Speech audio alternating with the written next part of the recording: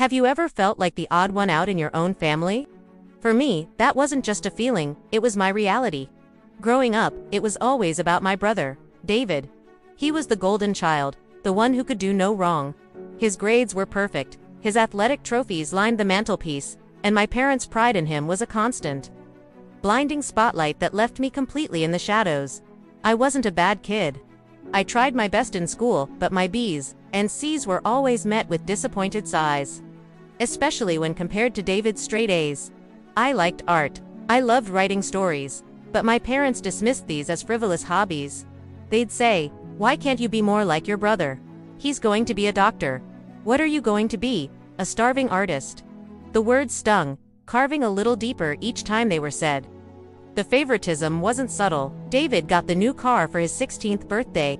I got a bus pass. His college fund was started when he was a baby. I was told to figure out scholarships or get a job. Every family dinner, every holiday, revolved around his achievements. I was the reluctant supporting actor in the wonderful life of David. The worst part was that David seemed to enjoy it. He'd smirk at me when our parents bought him the latest gadget while I was told my old phone was good enough. The breaking point came on my 18th birthday. I had just graduated high school and was working a part-time job at a diner, saving every penny I could. I had a dream of moving to the city and trying to make it as a graphic designer. I knew it was a long shot, but it was my dream. That evening, I came home to find my parents and David in the living room, looking unusually stern. My dad pointed to a packed suitcase by the door. "We need to talk," he said, his voice cold. "David is starting pre-med this fall. The tuition is more than we expected. We need to cut back on expenses." I looked at the suitcase, then back at them, my heart starting to pound. "What does that have to do with me?" I asked, though I think I already knew the answer. My mom, avoiding my eyes, said, "You're an adult now.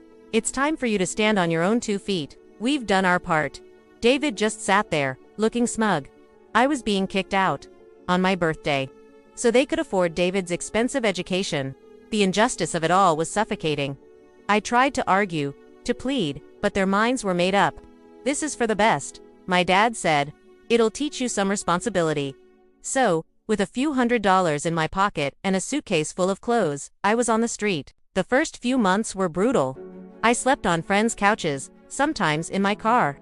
I worked 2, sometimes 3 jobs, just to scrape by. There were nights I cried myself to sleep, hungry and lonely, wondering what I had done to deserve this. But amidst the hardship, a fire was lit inside me, a determination to prove them wrong. I wasn't going to be the failure they all expected me to be. I enrolled in online courses for graphic design, studying late into the night after my shifts. I built a portfolio, piece by painstaking piece. I took on tiny freelance jobs for almost no money, just to get experience and build a name for myself. It was a slow, grueling climb. There were countless rejections, countless moments of doubt, but every time I felt like giving up, I pictured my family's faces, and that image fueled me forward. Slowly, things started to change. A small design I did for a local coffee shop went viral on social media. Suddenly, my inbox was flooded with inquiries. One project led to another, each one bigger than the last. Within a couple of years, I had my own small design agency. By the time I was 25, my agency was one of the most sought after in the city. I'd made it. I was living a life I had only dreamed of: a beautiful apartment, financial security, and a career I was passionate about. For 7 years, I had zero contact with my family. They never called, never texted, never reached out. It was as if I had ceased to exist. I won't lie, it hurt. But it also gave me the space to heal and build my own life, my own chosen family of friends who supported me unconditionally. Then, one Tuesday afternoon, my phone rang. It was an unknown number. I almost ignored it, but something made me answer. "Hello," I said. A hesitant voice on the other end replied, Is this you?" It was my mother. I was silent for a moment, a storm of emotions swirling inside me. Anger, hurt, and a tiny, foolish flicker of hope. Her voice was shaky. She told me things hadn't gone as planned. David, the golden child, had dropped out of med school. Apparently, the pressure was too much for him. He'd bounced from job to job, made some bad investments, and was now in a massive amount of debt. My parents had drained their retirement savings trying to bail him out, but it wasn't enough. They were on the verge of losing their house. And then came the reason for the call. The reason they had finally remembered my existence after 7 long years. We were wondering, my mother said, her voice cracking, if you could help us. Just a loan. To get back on our feet. For your brother. I listened, my hand gripping the phone so tightly my knuckles turned white. All those years of feeling worthless, of being discarded like trash, came rushing back. They hadn't called to apologize. They hadn't called to see how I was. They called because they needed my money.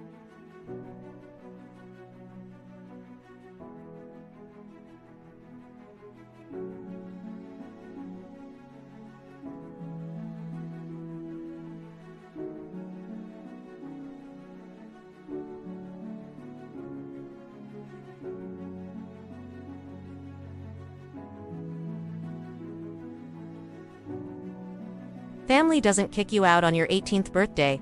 Family doesn't ignore you for 7 years. You made your choice a long time ago. You chose David. You invested everything in him. This is the result of your investment. I am the result of mine. I told her that my success was built on the foundation of their rejection. I built it with my own sweat, my own tears, and the support of people who actually cared about me. I told them I wished them no ill will, but I was not their safety net. My responsibility was to myself and the life I had built from the ashes they had left me in. She started to cry, to plead, to guilt-trip me about filial duty, but my heart was resolute. Goodbye, Mom, I said, and I hung up the phone. It was one of the hardest things I've ever had to do, but also one of the most liberating. That day, I finally closed a painful chapter of my life. My worth is not defined by their approval or their needs. It's defined by my own resilience, my own journey. And that is a success they can never take away from me. Thanks for listening to my story. If you've ever felt overlooked or underestimated, remember that your worth comes from within. Don't forget to like this video and subscribe for more stories. See you next time.